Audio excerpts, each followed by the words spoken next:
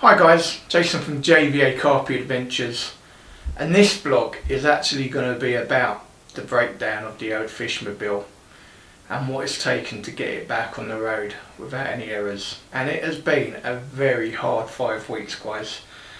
For those of you that may have been watching the vlog recently, you'd be aware that I had an up-and-coming France trip. Well, actually that's now. I'm going to be leaving shortly to go on the France trip, but I wanted to get this in quickly beforehand so I don't miss to thank any of the people that I have to thank that have helped me along the way. So where did it start? May 14th, coming back from the Mystery Lake from Swindon on the M4. Van starts chucking out smoke all over the place, AdBlue warning lights, loss of power. I've got to pull into a lay-by on the SOS phone, give them a call. It took an absolute nightmare to get a vehicle for my 3.5 ton van, and I ended up being on the motorway for I think like 7.5 or 8 hours or something. It was not a good day, to be honest. Broken down on the M4 in the old Fishmobil. That's not a good end to a weekend. Okay, so the first kind of strange thing. It was a nightmare getting it back, but I got it back. So that was on the Sunday. On the Monday, working, driving back from work, my brother gives me a call. Jay, we've got someone here to look at your car. I was selling my 20-year-old Mercedes CLK that I'd had up advertised for about 6 weeks. Had no one genuine, everyone offering silly money for it, so I hadn't accepted it. So I said, oh okay, hadn't arranged to meet anyone. They'd seen it on Facebook, knew the car because they'd walked past through my estate and always commented on the car, they loved the car. And they came and bought it straight away that evening. So suddenly I broke down on the Sunday. On the Monday, I just had an injection of cash that would allow me to get the old Fishmobil fixed. Thank God. So, fortunately now I had some money, I could enlist the help of a proper mechanic. Now I should also probably say at the start of this, guys, I have done mechanics for most of my life. I grew up helping my dad as a kid and getting into mechanics and working on pretty much all cars I've had, including rebuilding engine, clutches, gearbox, everything, most stuff I've done on a car. Now, the new cars are something else, and my problem with my van is it is one of the new vans. It's a 2018 and it has AdBlue, and the new AdBlue systems, I'll tell you, before this I knew nothing about and really and truly honestly didn't. So I think by the time I got home I had 489 miles before my engine would not start. So that was going to be a problem for me with an up and coming France trip. So I enlisted the services of Joe the mechanic. I'm going to put his details up here, guys. So Joe came round, I went through the scenario of what happened.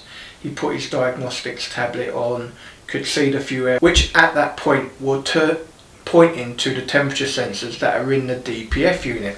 The DPF unit, guys, I'm going to always refer to it as a DPF, but it means diesel particulate filter. Essentially it's part of the system that filters out the smog and smoke and soot and all that, so the nastiness in your emissions, before it goes to the cat. So I told Joe exactly what happened and he started getting on and diagnosing it. So within about 40 minutes he'd kind of diagnosed that the issue was going to be the turbo. So he starts stripping it all off, getting down to the turbo. Yep, absolutely. The turbine in the turbo that spins, it was all over the place. It was flopping all over the place. So he straight away said, listen, your turbo's gone, you need a new turbo. What happened on the motorway was your turbo went, it sucked all the oil in, threw it into your DPF, which is why we're getting the DPF temperature errors, threw it into the cat, and then you had all the smoke coming out the back of the van and total loss of power. Okay. Fortunately, a bit of a sad update, guys. No fishing for me this weekend. This is the turbo unit out of the Ford, and as you can see, that part is wibbly all over the place, totally gone. Okay, so I knew I needed to get it fixed ASAP, so I was like, Joe, is there any chance you could take it all off me now and I'll get that DPF professionally cleaned? I'll go and order a turbo now and I'll probably clean the cat and tailpipe, because I know it didn't need cleaning because they're clogged or they're faulty or anything like that, just had oil go through them. So I thought, okay, I can sort that. I was actually going to do the DPF as well until I took it out and I saw that where the ejector went, there was a load of soot really built up. So I thought, no, this needs professional cleaning. That weekend, I set about cleaning the catalytic converter and my tailpipe. Show you a few little slides there. Alright guys, so it's not very clear on the camera, but there is a little bit of light coming through the cat. First bit of crap out from the cat. So when it comes to cleaning the DPF, I could see that it needed professional cleaning. So I took it to somewhere in Medway, dropped it off on the Saturday, and they said they'd have it for me ready on the Monday, which they did. Now, I'll let you guys know, I wasn't quite happy with the clean that they did. And it's not that they didn't do a good professional job. It's just in my head, when you clean something, it's clean. Whereas when I got it back, there was still oil on the outside and all that. But what it is, they put it in a machine which kind of only cleans the filter that's inside the DPF. So, lack of my understanding, but me being professional and that sort of thing, if I was going to clean something, I'd clean it. I'd make sure it went back to the customer clean. So, but they did their job. Thank you very much. So, the following week I was able to get Joe back in to fit a new turbo. I'm going to show you some slides now. There we go guys. Nice brand new turbo for the Fishmobil. Now let me sort out the DPF and the cat, and then it'll all be ready to go back on and get it back on the road. And fit the cat, the DPF, everything else back, which he did in absolute record time. I think he'd done it all in about 3 hours. Done all these resets. Joe being Joe charged me an absolutely fantastic price, and that's something I want to say about Joe guys. I've done mechanics, I've seen jobs online and they tell you how long they're going to take and all.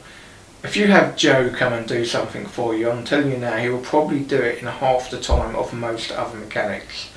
He's diagnosing, removing the turbo, removing the DPF, removing the cat and all that. He'd done within 2 hours. So, you know, yeah, I could have done it all. It probably would have taken me the best part of a day. So, Joe, you're an absolute godsend. Thank you, sir. Cannot thank you enough. And I will be thanking you throughout all of this probably, because obviously without you I wouldn't have got the van fixed.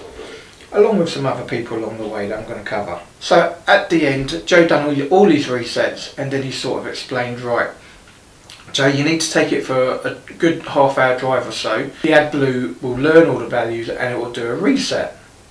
So that's what I did. Went out for a drive. Sure enough, 15 minutes into the drive, the error goes. Run you a little clip. Just noticed, no warning lights. It was bleeping whilst I was driving, but obviously in the last 5 or 10 minutes it's gone off and I didn't even notice. Hallelujah, we're all good. So, that weekend I was set to go back to Mousehole Lakes with Emma, so we went. It's a good drive for me, about an hour's drive or so. Sorry guys, apologise, my eyes is really irritating me at the minute. So it's about an hour's drive to Mousehole Lakes. No worries at all, no errors. Fantastic, loving life. So that's on the Friday evening. Sunday morning we come back. About 15 minutes into the return journey, the AdBlue warning comes back again. And I'm like, oh no, this can't be good. So, I'd already known that Joe was going to be busy the following week. He had commitments, but he'd fixed it. So, he was just letting me know I'm going to be busy next week, but if you've got any problems, call me. So, when I got back, I thought, do you know what, if I'm going to have these problems, it would be a good idea for me to buy myself some sort of diagnostics that I could use on my van. So, I bought this Think Diagnostics, which you could actually use with your phone. So I have used diagnostics before, and I started running tests on the car, and I could see with the diagnostics that the knocks sensor, which is basically a sensor in your catalyst, wasn't within the efficiency thresholds. So I could see that was the problem, and that's where it was pointing to. So I needed to take out the NOx sensor and clean it, which meant I needed a special socket with a slot in it, which I didn't have. So ordered that. Again, wait for that to come. Then I was able to take it out, show you a little slit here. So guys, this is what your Lambda sensor, your NOx sensor, and as you can see, it's pretty blocked. One side's not as bad, but if you look at that side, that's totally black. That needs cleaning. Okay guys, so as you can see, that is a lot cleaner now. If it would focus. There you go. Look at that, lovely and clean, perfect. Let's get it back. Sensor's all cleaned, put it all back, done the resets on my Diagnostics. The error still wasn't going. So, with the NOx sensor not being at fault, I turned my attention to the Blue Injector. As always, I'll use YouTube, Google, all the rest. So I'd seen that other people had the same error that I did, and the problem was that AdBlue wasn't getting injected into the DPF, and therefore the emissions coming through to the cap were higher. So okay, let's take off the AdBlue injector. Wow, guys, apart from being very awkward to get to, it's got a little clamp on it which breaks into two halves, and it literally took me over 2 hours to figure out how to get this clamp back on. So got the injector out, it wasn't actually that dirty, which was like, okay, fair enough. Put it all back, done more resets, done more mileage to try and see if it was okay. It wasn't. Okay, getting a bit more desperate now. Then I'm thinking, okay, maybe it is the sensor then. And then so I'm running more diagnostics, running more tests, which involve me doing more mileage.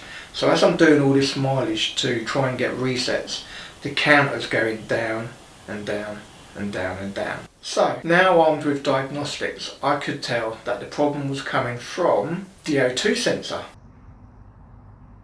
And I couldn't find it. So I got hold of Joe. Joe, I know you're not available, but where's the O2 sensor? At the top of the DPF. Googled it, yep. Looked in my manual, yep. There wasn't one at the top of the DPF. So I was like, where is this O2 sensor? Managed to get hold of Joe again. Joe, it's not in any of those places, mate. Any ideas where it could be? Well, it could be combined with the NOx sensor. So I thought, oh, I know what I'll do. I'll have it connected, run the test, live data test, and then just pull the plug off. Sure enough, I did that. But that's the O2 sensor. Yeah. Right. And I fixed the NOx sensor, which is the one above it. Right. Which is in blue. Which is 1997. Yeah. So I've been looking all over the vehicle for the O2 sensor. If I unplug the NOx sensor, it goes to zero. Both of them, because they're in the same thing. So the one thing I took out and cleaned the other day. So that's gone back up now. Yeah. It's that. They're both in the same thing. All I need is a new sensor. The O2 sensor reading went, as well as the NOx sensor reading went, and I knew, fantastic.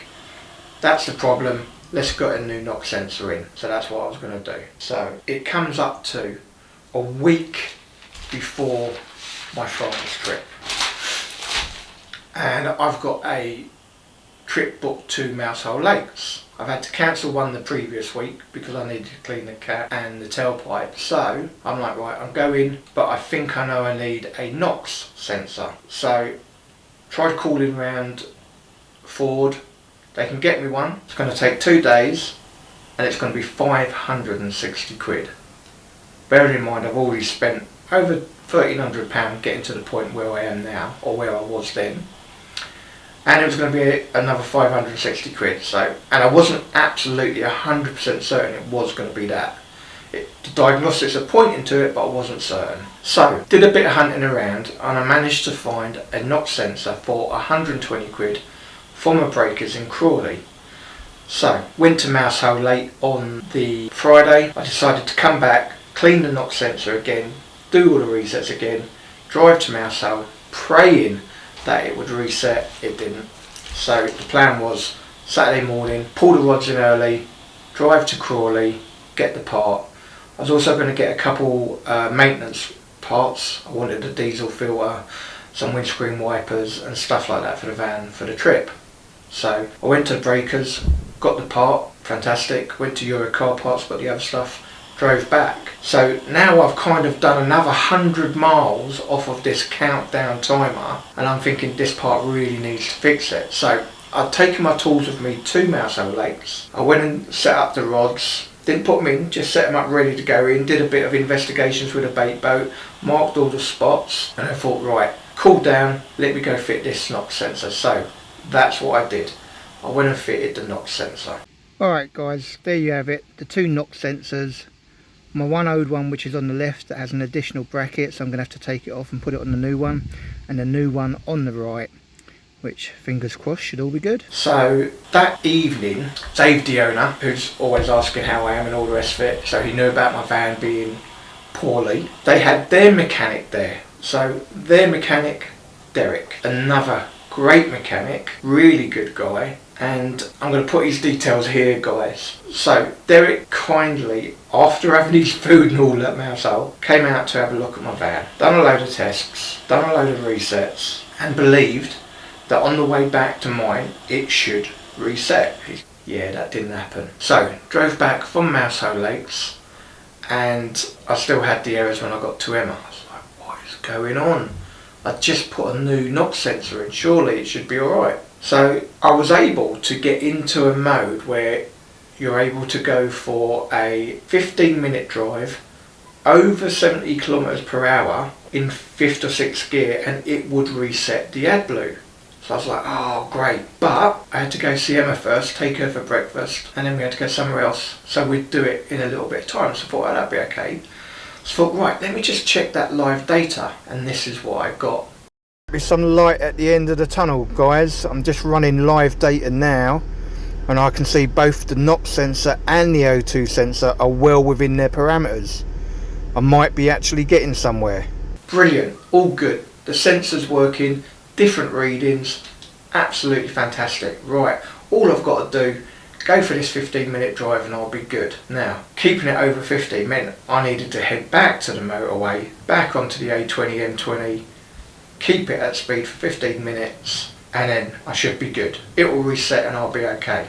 So me and Emma decide to go for a drive back up the motorway, another 15 odd minutes, pull over. I've still got the error. It's still saying that the O2 and the NOx are not within the thresholds for the DPF and AdBlue system. And here's really the biggest problem, guys. If any of you have AdBlue in your car, van, whatever, the thresholds of it being right and it being wrong are so minuscule, it's so hard to be within them all the time. Your car could be running perfect, emissions could be fantastic, but if they're out by one, you can have an error that isn't going to clear until you have it absolutely perfect. And in fact, on that front, I actually called a company called First Diesel Injection, and because I was going to get them to check the AdBlue injector for me. And actually said, no, we don't deal with DPS faults now, because you're always chasing your tail trying to rectify them, and you'll end up replacing everything, which is really costly, just to try and get rid of something that was working perfectly well but not within its tolerances. So we do the drive, still got the errors, and now the counter is counting down, counting down, counting down even more.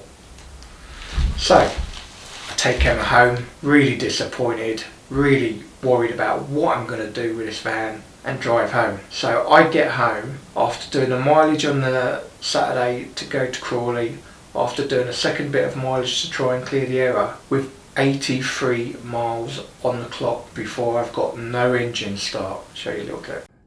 So I thought maybe I'd got to the bottom of it, guys, but as probably you're about to see, I've got no engine start in 83 miles.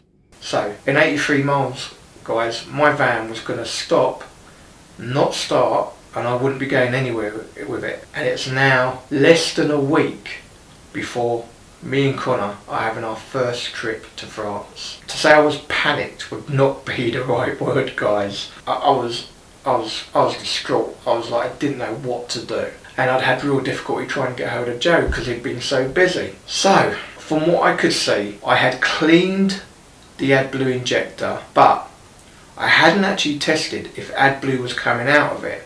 Unfortunately, with my diagnostics, I'm able to take the AdBlue injector out, put a cup underneath it, activate a test cycle which runs for about 120 seconds, pumping fluid into a cup, and then you can measure it, and it had to be between 40ml and 50ml, and then you know your injector's working okay. So I did that test twice. Both times it was between 40 and 50. It was like 42 the first time, 45 the second time. So it was pumping AdBlue into the exhaust, and it was fine. So it only meant the next thing behind that, and where that NOx sensor lives, is in the catalyst converter. I'm going to call it cat. So it was in the catalyst converter. So it meant the problem had to be the catalyst converter. Okay, brilliant, right. After all this time, I've diagnosed it down to what it is. But now it's Monday, and I'm going to be leaving late Friday night for France. So I found somewhere I could go and get the cat, literally same day or the following day, in London for a reasonable price, a brand new one. So I was like, okay, I can go and get the cat, and once I've got the cat, my next problem is I need to clear the AdBlue countdown, and I wasn't confident I was going to be able to do it, you know. Or if I was able to do it and I start driving to France, was the error going to come back? Was the injectors, was the NOx sensor or the O2 sensor going to register something that it wasn't happy with, it wasn't within its threshold, and throw me up in error with a 499 countdown again? And I couldn't trust that not to happen. So my next options was looking at getting my car, or van I should say, getting the Fishmobil remapped so the errors wouldn't come back. So started messaging a load of people. The average price was around £400. So ECU remaps, Phantom, I called loads, I got loads of prices. One of the other places I looked at was a place called Custom Tuning, which happens to be in Beckenham, which is quite close to me. So I thought, oh, I can drive down there. That's close enough, I'm not worried about using up loads of mileage. I can drive down there. So I called them up, gave them my reg, told them what my problems are. So I had the errors that I needed clearing without returning, and I also wanted the speed limiter removed. My van's always been restricted because it's been a Menzies delivery truck before me, so it's had the lower speed restrictions on it, which kind of underpowers it a bit, being a big van. So I wanted that removed as well. So the guy said to me, look, Saleem, his name is, by the way, so Saleem said to me, I can do it for £300. I've got customers at up till 12 or at 12. I could get to you in the afternoon. I'm like, yeah, happy days. Listen, that's exactly what I want. Someone that can come today. You know, this was Monday afternoon at that point. So then I messaged him again saying, oh, can you also get rid of the speed limiter for me? He said, yeah, absolutely, whatever you require I can do. He asked me at that point, did I want to go to a stage 1? And I said, no, I don't. I'm not interested in extra power. I just want the errors cleared, that they don't return, and the speed limiter removed, please. So later that afternoon, I get a text from Saleem, leaving now, should be with you in about 15 minutes. Fantastic. So Saleem from Custom Tuning comes, absolutely fantastic guy. Starts work on the Fishmobil, clears the errors, gets rid of the errors, gets rid of the speed limiter, take it for a test drive. Absolutely beautiful. So Saleem, I cannot thank you enough, brother. Thank you very, very much for the work you've done on my van. So guys, I'm going to put Saleem's details here. Also, I mean, he does remaps, he does diagnostics. I'm going to put a few slides up to show you what Saleem does. But he also has a scaffolding business. So here's his details for that. If anyone wants a guide to either remap their car, help with diagnostics, or need scaffolding, it'd be really worthwhile giving him a call.